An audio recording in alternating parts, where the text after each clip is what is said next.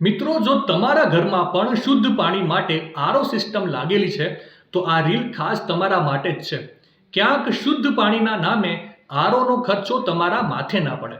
વાત કંઈક એવી છે કે વિશ્વ આરોગ્ય સંગઠન અને ભારતીય માનક બ્યુરોએ આરઓ અથવા અન્ય ટેકનોલોજીથી શુદ્ધ કરાયેલ પાણી માટે એક આદર્શ ધોરણ નક્કી કર્યું છે અને જે મુજબ પાણીની શુદ્ધતા TDSમાં માપવામાં આવે છે.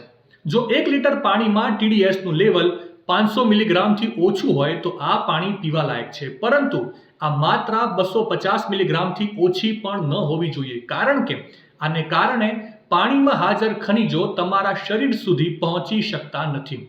વિશ્વ આરોગ્ય સંગઠન મુજબ જો 1 લીટર પાણીમાં TDS 300 મિલીગ્રામથી 600 મિલીગ્રામની વચ્ચે હોય તો તે પીવા લાયક માનવામાં આવે છે.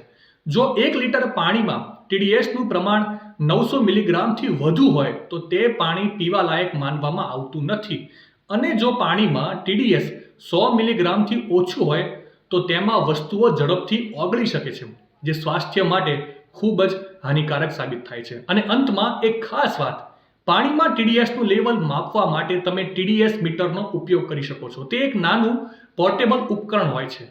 આ મીટરને 1 લીટર પાણી ભરેલા ચોખ્ખા વાસણમાં 10 થી 15 સેકન્ડ માટે અડધે સુધી ડુબાડીને રાખતા આ મીટર તેના ડિસ્પ્લે પર TDS જણાવી દેશે.